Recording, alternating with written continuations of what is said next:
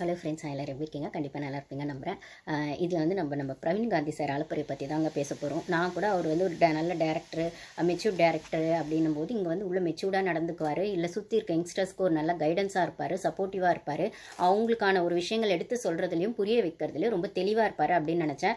இல்லை எனக்கு தெரிஞ்ச அவர் வந்து அவர் நெக்ஸ்ட் படம் வெளியில் போய் எதாவது பண்ணால் அதுக்கான ஹீரோயின் தேடி வந்திருக்காருன்னு தான் நான் சொல்லுவேன். இப்படி சொல்கிறேன்னு கோச்சிக்காதீங்க கைஸ். ஏன்னா அவர் வந்து அப்படி ஹீரோயின் மெட்டீரியலாக யாராவது கிடைப்பாங்களா அப்படிங்கிற மாதிரி ஒன்று பார்க்குறாரு.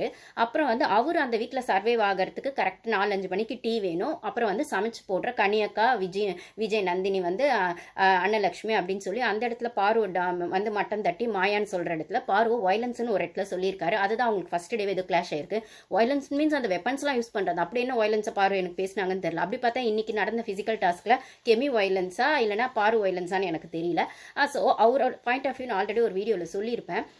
இந்த மாதிரி வந்து பொண்ணுங்கன்னா அவரை பொறுத்த வரைக்கும் ஒன்று சமைச்சிட்டு அப்படியே அடக்க ஒடுக்குமா குடும்ப குத்து விளக்குன்னு சொல்லுவாங்களா அப்படி இருக்கணும். இல்லைன்னா ஒரு டைரக்டரோட பார்வையில் அவர் பார்க்கறது பொண்ணுங்களை ஹீரோயின் மெட்டீரியலாக பார்க்குறாரு அப்படின்னு சொல்கிற இடத்துல அந்த அழகு அந்த ஒரு நீங்கள் பார்த்தீங்கன்னா வந்து அரோரா கிட்ட வந்து சும்மா காமெடிக்காக அவர் சொன்னாலுமே அது அக்செப்ட் பண்ண முடியாது.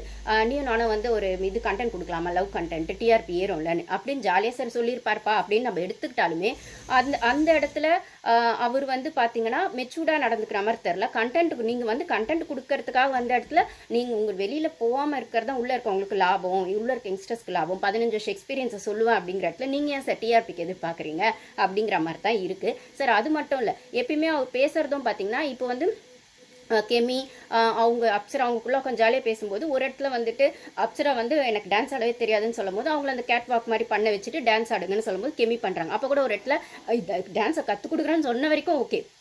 அதுக்கப்புறம் டக்குன்னு வார்த்தை விட்டுட்டு இதாண்டி டான்ஸ் அப்படிங்கிற மாதிரிலாம் ஒரு மாதிரி பேசுகிறாரு. ஸோ அந்த மாதிரி அவர்கிட்ட கொஞ்சம் ஃப்ரீயாக பழகிறவங்களுக்கு இவர் ஓகேவா இருக்காரு. அப்படி வந்து இவரை வந்து ஒரு டிஸ்டன்ஸில் வச்சுக்கிட்டு என்ன சொல்கிறது, இதை வந்து ஒரு விதமாக நம்ம ஊரில் என்ன சொல்லுவாங்கன்னா லோக்கலாக அந்த ஜொல்லு விடுறதுன்னு சொல்லுவாங்க. பெரிய மனுஷனாக இருக்கார், நம்மளால் அப்படி சொல்ல முடியல. ஆனால் வேறு வழி இல்லை. பார்த்தா லைவ்லலாம் பார்த்தா அப்படி தான் தெரியுது. இவர்கிட்ட வந்து சிரிச்சு பேசுகிறாங்க. இல்லைனா இவரை வந்து மதிக்கிறாங்களோ இல்லையோ, ஜஸ்ட் லைக் தட் ஒரு மாதிரி அந்த அரோரா மாதிரி அவங்கள மாதிரிலாம் வந்து என்ன சொல்கிறது, அரோரா வந்து எல்லாருக்கிட்டும் மிங்கிள் ஆகுறாங்க. அதே கெமி மிங்கிள் ஆகுறாங்க, அப்சரா எல்லாருமே மிங்கிள் ஆகுறாங்க. அதாவது தன்னை சுருக்குன்னு எதுவும் சொல்லிடக்கூடாது அப்படின்னு அரோரா பார்த்தீங்கன்னா அந்த அரோரா அப்படி தான் பண்ணுறாங்க. அப்புறம் அந்த கெமி அந்த அப்சரா எல்லாருமே வந்து இன்னும் மாஸ்க் கழட்டல ஒரு சிலர்.